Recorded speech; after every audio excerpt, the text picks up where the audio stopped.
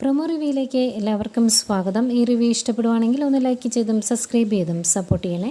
അപ്പോൾ ആദ്യമേ കാണിക്കുന്നത് കൃഷ്ണമോളെയും ഭവതിയാണ്. ഭവതി ഇത്തിരി ദേഷ്യത്തിലാണ്. അന്നേരം കൃഷ്ണമോള് ഭവതിയോട് ചോദിക്കുന്നുണ്ട്, സീനിയർ വൈജയന്തിയോട് യുദ്ധം ചെയ്യാൻ തന്നെയാണോ ജൂനിയർ വൈജയന്തിയുടെ ഉദ്ദേശം എന്ന് ചോദിക്കുന്നുണ്ട്. ഏകദേശം വൈജയന്തിയുടെ സ്വഭാവം പോലെയാണല്ലോ ഭവതിയുടെ സ്വഭാവവും. ആരുടെ മുമ്പിൽ തോറ്റു കൊടുക്കില്ലാത്തൊരു ക്യാരക്ടർ. അതുകൊണ്ടാണ് കൃഷ്ണമോൾ അങ്ങനെ ചോദിക്കുന്നത്. അത് കഴിഞ്ഞ് നമ്മുടെ ബാലേന്ദ്രൻ വീട്ടിലോട്ട് തിരിച്ചു വരുന്നതാണ് കാണിക്കുന്നത്. ബാലേന്ദ്രൻ വന്നു കഴിയുമ്പം ഒരു നാണോ ഉളുപ്പും ഇല്ലാതെ വൈജയന്തി പോയി ചോദിക്കും, ഇന്നലെ രാത്രി എവിടെയായിരുന്നു, എന്തുകൊണ്ട് വന്നില്ല, ആരുടെ കൂടിയായിരുന്നു എന്നൊക്കെ. ഇത് കേൾക്കുമ്പം ബാലേന്ദ്രന് ദേഷ്യം വരും. ബാലേന്ദ്രൻ ചോദിക്കുന്നുണ്ട്, നീ ഈ വീട്ടിൽ ഉണ്ടായിരുന്നോ? ഇല്ലല്ലോ. പിന്നെ ഇതുപോലൊരു സന്ദർഭത്തിൽ നിന്നോട് ചോദിച്ചാൽ എങ്ങനെയിരിക്കും, നീ ആരുടെ കൂടിയായിരുന്നു, എവിടെയായിരുന്നു എന്നൊക്കെ ചോദിച്ചിട്ടുണ്ടെങ്കിൽ എങ്ങനെയിരിക്കും എന്നൊക്കെ ചോദിക്കുവാണ്.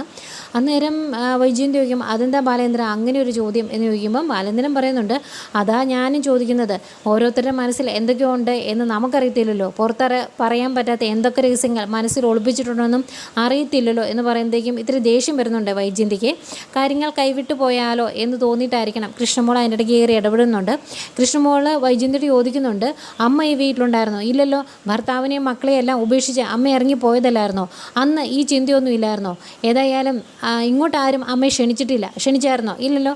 പിന്നെ അച്ഛനായതുകൊണ്ടാണ് ഇതിൻ്റെ അകത്ത് കയറ്റിയത്. ഞാനായിരുന്നു അച്ഛൻ്റെ സ്ഥാനത്തെങ്കിൽ ആ ഗേറ്റിന് ഇപ്പുറം ഇങ്ങോട്ട് കയറ്റില്ലായിരുന്നു എന്ന് പറയുവാണ്. അത് കേൾക്കുന്നതെങ്കിലും ഭയങ്കര വിഷമം, ഷോക്കേറ്റതുപോലെ ഇങ്ങനെ നിൽക്കുവാണ് വൈജയന്തി. അവരിത്രയും പറഞ്ഞിട്ട് അവരവർ വഴിക്ക് പോകും കേട്ടോ. വൈജയന്തിക്ക് അവിടെ സ്ഥാനമില്ല എന്ന് വൈജയന്തിക്ക് മനസ്സിലാവുന്നു. ആകെ വിഷമമാണ്.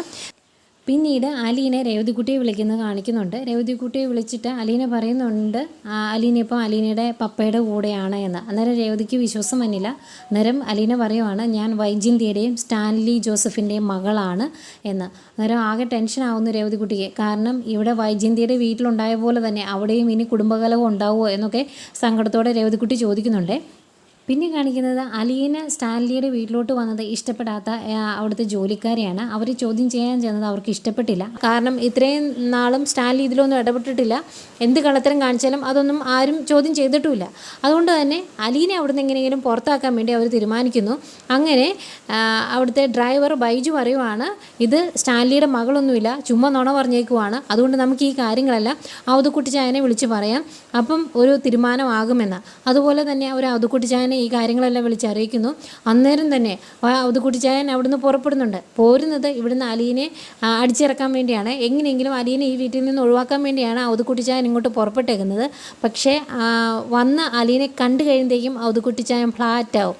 അവധുക്കുട്ടി ചായൻ്റെ ഭാര്യയായ, അതായത് നമ്മുടെ സ്റ്റാൻലിയുടെ അമ്മച്ചിയുടെ അതേ ഷേപ്പും രൂപവും സംസാര രീതിയും ഒക്കെയാണ് അലീനയ്ക്ക്. ആ ഒരൊറ്റ കാരണം കൊണ്ട് തന്നെ ഇനി അലീനയുടെ ഒപ്പം എല്ലാവരോടും ഫൈറ്റ് ചെയ്യാൻ വേണ്ടി കൂടെ കൂടുന്നത് അവധുക്കുട്ടി ചായനാണ്.